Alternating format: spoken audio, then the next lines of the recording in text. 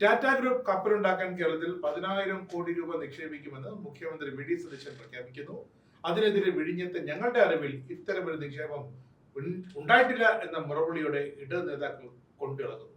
എന്നാൽ ഇത്തരമൊരു കപ്പൽശാല വിഴിഞ്ഞത്ത് സ്ഥാപിക്കുന്നത് തങ്ങളുടെ അജണ്ടയിൽ ഇല്ലെന്ന് ടാറ്റ ഗ്രൂപ്പിനെയല്ല അവരെ ഉദ്ധരിച്ച് ഒരു ദേശീയ മാധ്യമം റിപ്പോർട്ട് ചെയ്യുന്നു. ഇതോടെ കേരളത്തിലെ അതേ ഇടത് നേതാക്കൾ വീണ്ടും കൊണ്ടിളകുന്നു. മുഖ്യമന്ത്രിയെ പരിഹസിക്കുന്നു. ഒടുവിൽ കണ്ണടച്ച് പാല് കുടിച്ചുകൊണ്ടിരിക്കുന്ന ആ ഇടത് പൂച്ചയിത പുറത്തു.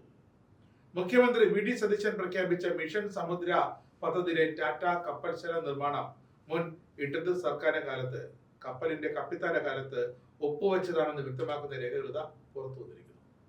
എവിടെ അന്നത്തെ വ്യവസായ മന്ത്രി പി രാജീവ് എന്ന ചോദ്യത്തിന് കാണാനില്ലേ എന്നാണ് ഉത്തരം. 2025 ഇൻവെസ്റ്റ് കേരള ഗ്ലോബൽ സമ്മിറ്റിലാണ് ഈ സംയുക്ത സംരംഭത്തിന് അന്ന് കപ്പിത്താന ടീം ധാരണയാക്കിയത്. അന്നത്തെ വ്യവസായ മന്ത്രി പി രാജീവിന്റെ നേതൃത്വത്തിൽ ടാറ്റ ഗ്രൂപ്പ് ചെയർമാൻ എൻ ചന്ദ്രശേഖരനെ അങ്ങോട്ട് കണ്ട് ചർച്ചകൾ നടത്തിയാണ് ടാറ്റയെ ഇങ്ങോട്ട് കേരളത്തിലേക്ക് അവർ ആകർഷിച്ചത് എന്ന് ഇപ്പോൾ പറയുന്നത് ഞങ്ങൾക്കറിയില്ല.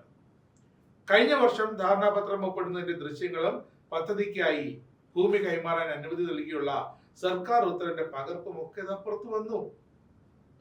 മിഷൻ സമുദ്രയിലൂടെ സർക്കാർ ലക്ഷ്യമിടുന്നത് സമഗ്ര കപ്പൽ നിർമ്മാണ ഇക്കോസിസ്റ്റമായി കേരളത്തെ മാറ്റുക എന്ന വ്യക്തതയുമായിട്ടാണ് പിന്നാലെ മുഖ്യമന്ത്രി ഓഫീസ് എത്തിയത്.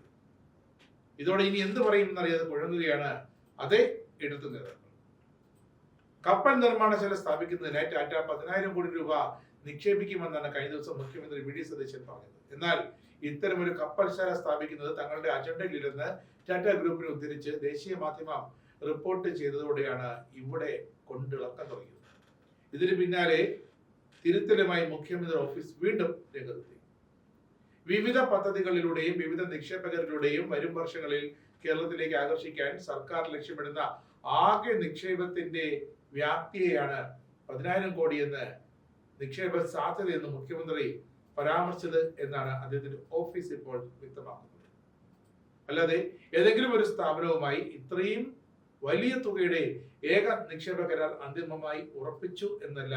ഇതിന്റെ ഭാഗമായാണ് മലബാർ സിമന്റ്സ് ലിമിറ്റഡും ടാറ്റ പ്രോഡക്ട്സ് ഗ്രൂപ്പിന്റെ ഭാഗമായ ആർട്സ് ആൻഡ് എഞ്ചിനീയറിംഗ് ലിമിറ്റഡും ചേർന്ന് കൊച്ചിൻ പോർട്ടിൽ ഒരു കപ്പൽ നിർമ്മാണ കേന്ദ്രം സ്ഥാപിക്കാനുള്ള സംയുക്ത സംരംഭത്തിന് സർക്കാർ സൗകര്യമൊരുക്കുകയെന്നും ഒക്കെ മുഖ്യമന്ത്രി ഓഫീസ് വീണ്ടും വ്യക്തത വരുത്തിയിട്ടുണ്ട്. പി രാജീവ് അന്നത്തെ വ്യവസായ മന്ത്രിയായിരുന്ന പി രാജീവ് അദ്ദേഹം നേരിട്ടിടപെട്ടാണ് ഈ ഒരു കരാറിലേക്ക് ടാറ്റ ഗ്രൂപ്പിനെ കൊണ്ടെത്തിച്ചത്. ഇനി പി രാജീവ് ഒഴികെ ബാക്കി ആര് അങ്ങനെയല്ലെന്ന് പറഞ്ഞാലും രാജീവിന് അത് നിഷേധിക്കാൻ കഴിയില്ല. അതിലും വലുതൊന്നുമല്ലല്ലോ പിണറായി വിജയൻ അല്ലെങ്കിൽ അതിലും വലുതൊന്നുമല്ലല്ലോ വി.ഡി. സതീശന് ഒരു 10,000 കോടി രൂപയുടെ മൊത്തം നിക്ഷേപം വരുന്നു എന്നതും ടാറ്റ ഗ്രൂപ്പുമായി ചേർത്ത് പറയുന്നതും ഒക്കെ. മുൻ ഇടത് സർക്കാരിന്റെ കാലത്ത് ആലോചിച്ച് തുടക്കമിട്ടതും കൊച്ചിയിൽ ടാറ്റയുടെ ആർട്സ് ആൻഡ് എഞ്ചിനീയറിംഗ് കമ്പനി നിർമ്മിക്കാൻ ഉദ്ദേശിക്കുന്നതുമായ 500 കോടി രൂപയുടെ കപ്പൽശാല പദ്ധതികളാണ് മുഖ്യമന്ത്രി വി.ഡി. സതീശൻ മിഷൻ സമുദ്രയുടെ ഭാഗമായി ഇപ്പോൾ അവതരിപ്പിച്ചത്. അത് ബജറ്റിലും ഉണ്ടായിരുന്നു. ടാറ്റയുടെ കീഴിലുള്ള പ്രധാന കമ്പനികളൊന്നാണ് ആർട്സ് ആൻഡ് എഞ്ചിനീയറിംഗ്. അവർ ഓഹരി വിപണിയിൽ ലിസ്റ്റ് ചെയ്ത മുൻനിര കമ്പനി തന്നെയാണ്. 500 കോടി രൂപയുടെ മുതൽ മുടക്കിൽ കൊച്ചി പോർട്ട്സിന്റെ ഉടമസ്ഥയിലും മലബാർ സിമന്റ്സിന്റെ ലീസിലുമുള്ള 6.98 ഏക്കർ ഭൂമിയാണ് കപ്പൽശാല നിർമ്മാണത്തിനായി അന്ന് കമ്പനി ഉദ്ദേശിച്ചതും സംസ്ഥാന സർക്കാർ അന്ന് കൈമാറിയത്. 100 ടണ്ണിൽ ഭാരമുള്ള ബോട്ടുകളുടെ നിർമ്മാണമാണ് ആദ്യം പദ്ധതിയിടുക. തൊട്ടു പിന്നാലെ വലിയ കപ്പലുകളുടെ നിർമ്മാണത്തിലേക്ക് മാറാനായിരുന്നു ടാറ്റയുടെ ഈ സംയുക്ത സംരംഭത്തിന്റെ അന്നത്തെ തീരുമാനം. 2025 ഫെബ്രുവരി 21, 22 തീയതിയിൽ നടന്ന ഇൻവെസ്റ്റ് കേരള ഗ്ലോബൽ സമ്മിറ്റിൽ വെച്ചാണ് ഇതുമായി ബന്ധപ്പെട്ട ധാരണാപത്രത്തിൽ കപ്പിത്താന ടീമും ടാറ്റ ടീമും തമ്മിൽ ഒപ്പുവെച്ചത്. കരാറിന് ശേഷം മലബാർ സിമന്റ്സിന്റെയും ടാറ്റ ആർട്സ് ഗ്രൂപ്പിന്റെയും പ്രതിനിധികൾ സംയുക്ത വാർത്താ സമ്മേളനവും നടത്തിയിരുന്നു. ആ ദൃശ്യങ്ങളും വീണ്ടും പുറത്തു. മലബാർ സിമന്റ്സ് ലീസിനെടുത്തിരിക്കുന്ന ഈ ഭൂമിയിൽ സംയുക്ത സംരംഭം തുടങ്ങാനുള്ള സർക്കാർ ഉത്തരവ് പുറത്തിറങ്ങിയത് 2025 ഫെബ്രുവരി 19 24 ഡിസംബർ 5 വ്യവസായ മന്ത്രി അന്നത്തെ പി രാജീവ് മുംബൈയിലെത്തി ടാറ്റ ഗ്രൂപ്പ് ചെയർമാൻ എൻ ചന്ദ്രശേഖരനെ കാണുകയും കേരളത്തിലൊരു കപ്പൽ അധിഷ്ഠിത വ്യവസായം തുടങ്ങണമെന്ന് അഭ്യർത്ഥിക്കുകയും ചെയ്തു. അത് നല്ല കാര്യം തന്നെയാണ്, പക്ഷേ മറവി പാടില്ല. ഇതിന്റെ ഫലമായാണ് ഇൻവെസ്റ്റ് കേരള ഗ്ലോബൽ സമ്മിറ്റിൽ ധാരണാപത്രം ഒപ്പിട്ടതെന്ന് പകൽ പോലെ വ്യക്തം. അപ്പോൾ പിന്നെ ഇതിനെ വിഴിഞ്ഞവുമായി കൊണ്ട് ഈ കപ്പൽശാലയെ വിഴിഞ്ഞത്ത് കൊണ്ട് കെട്ടിടേണ്ട ഒരു കാര്യവുമില്ല. എല്ലാം വിഴിഞ്ഞത്ത് തന്നെ വരണമെന്ന് സതീശൻ സർക്കാരിന് ഒരു നിർബന്ധവുമില്ല.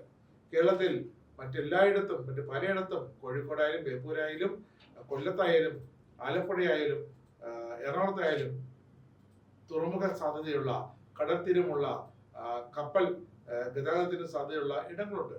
അപ്പോൾ അവിടെയൊക്കെ എന്തെങ്കിലുമൊക്കെ തുടങ്ങാൻ സതീശൻ സർക്കാർ മിഷൻ സമുദ്ര കൊണ്ടുവന്നെങ്കിൽ അതിനെ പ്രോത്സാഹിപ്പിക്കുകയല്ലേ വേണ്ടത്.